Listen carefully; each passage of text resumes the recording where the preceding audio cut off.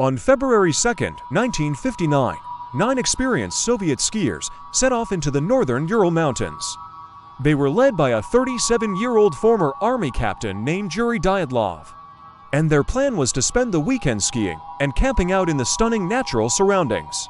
But tragically, they would not make it out alive. By the time rescuers reached their camp on February, they found 4 tents, 9 sleeping bags, and 8 bodies scattered around the hillside. 1 body was missing, and there was no trace of a struggle. Their food and equipment were untouched. The only anomaly was a rip in the corner of one of the tents, big enough for someone to crawl through. With the outside temperature at a frigid -20 degrees Celsius, the authorities assumed that the group had fled their tents in terror after seeing a dangerous animal like a wolf or a bear.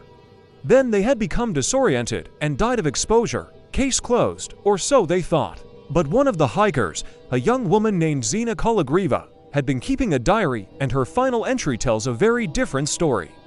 On the evening of February, she wrote, "We decided to go to the lake for water. It took us 2 hours to get there.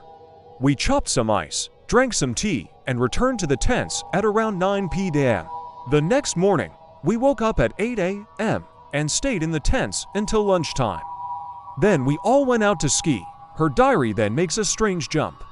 The next entry is dated 3 days later on February, and it reads, "We are setting off for the pass. The weather is good, there is no wind, and the sun is shining.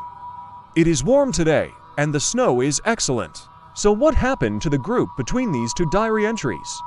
When investigators returned to the scene, they found the answer. Around the tent where the group had been staying, they found dozens of 2-toed footprints in the snow, the same size and shape as Yuri Dyatlov's boots. But even more strangely, these prints did not lead away from the tent. They led towards it, and when they examined the tent more closely, they found that the rip in the corner wasn't caused by a wild animal. It had been cut with a knife from the inside. Today, there are 2 competing theories about what happened to the Dyatlov group.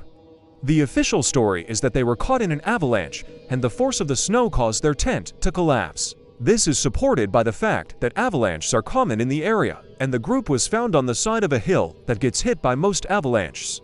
However, there is no evidence that an avalanche actually took place that night. And if they had been trapped in a collapsing tent, you would expect to find more than just a few small cuts. You would expect the tent to be completely destroyed. So what did happen? Well, unfortunately, we may never know. If you want to hear more scary camping stories, stay tuned.